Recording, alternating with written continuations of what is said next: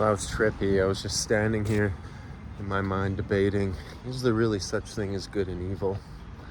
Maybe only good thoughts, but maybe even thinking good thoughts isn't necessarily good, and thinking bad thoughts isn't necessarily bad.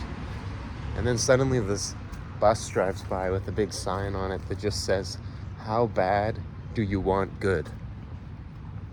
And I'm like, what kind of joke is this? Like, it's all illusions, I guess. That's the point, And I like these sort of signs. They're entertaining for me, so that's what the universe delivers. See, Jesus loves you. That seems like a good thing, but maybe for some people, it's not such a good thing. Like for hateful people, it's difficult for them to accept the fact that Jesus loves them.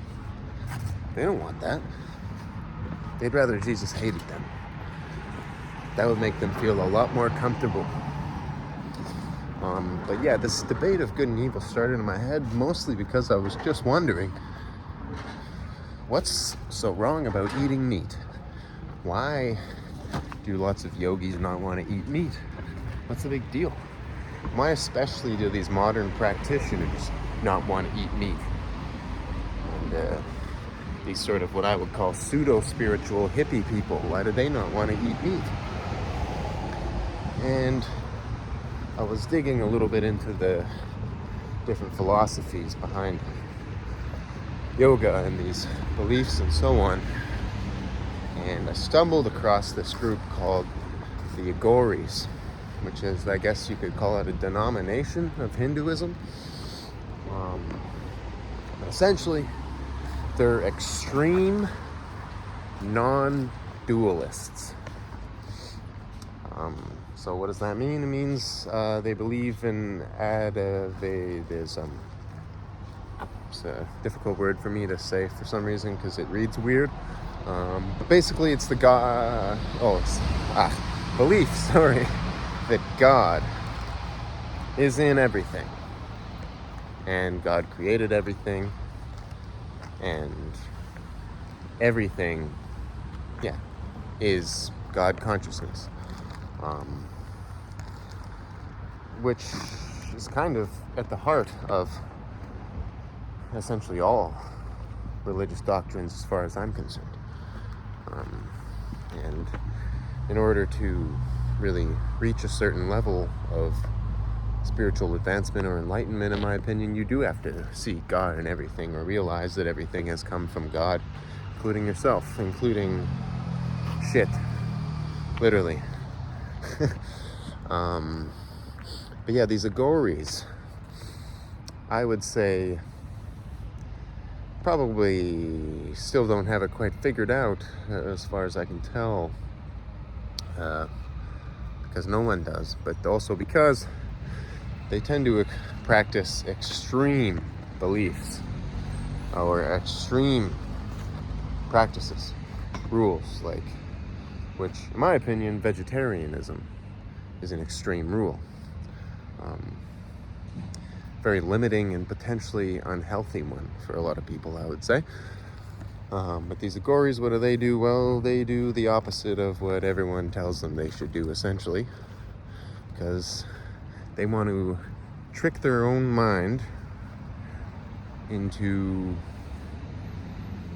believing, I guess, or realizing that there is no good and evil, or that the idea of good and bad, the perceptions of good and bad and disgust and I would say even good emotions, in their opinion, are all just illusions created by the human mind, which could very well be true.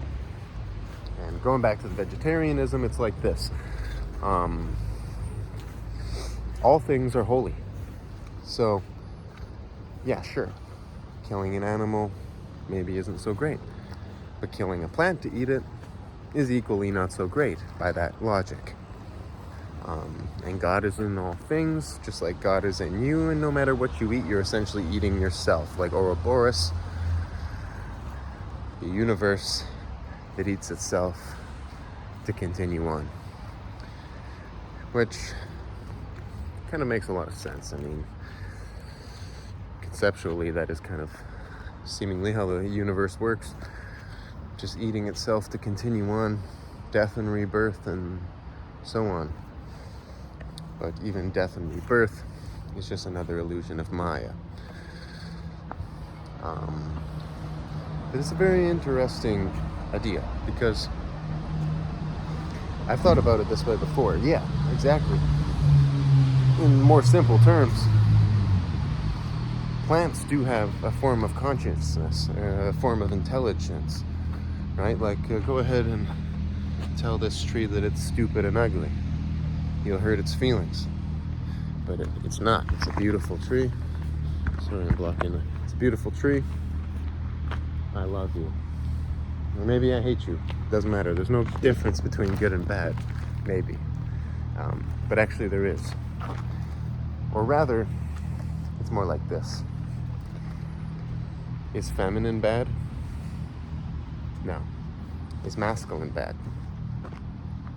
No. Are they different? Yes. Are they opposites?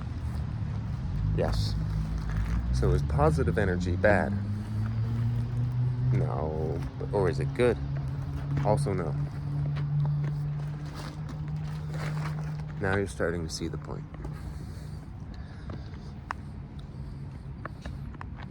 You see, a lot of yogis would argue that duality, or rather separation from God, is the root of all your problems. Which is very well true, as far as I can tell. I have no reason to argue against that logic. So by that same logic, isn't concerning yourself with the practices of non-harm, with whether your existence is perceived as good or bad, and that maybe you're a bad person for eating animals, isn't that just separating yourself from God? Is God not the one who put you on this earth? And did he not give you the ability to consume and digest animals for the point of the continuation of your life and your prosperity? Or rather, posterity. That's the word I'm thinking of. The ones that come after you. It's like this. I have to use the bathroom really badly, and I'm kind of in a hurry to get back to my hotel in time before I shit myself. But if I shit myself, would that be such a bad thing? No. Maybe not. It's like they say, shit happens. And don't pretend that you're such a high and enlightened being that you can't still shit yourself. Yeah, honestly, you really shouldn't pretend to know whether shitting yourself or not is going to be good or bad, because you don't even know what good or bad is. And by that same logic, don't pretend to know that eating meat is bad, because you don't know that. Just like I don't know if any of that is true.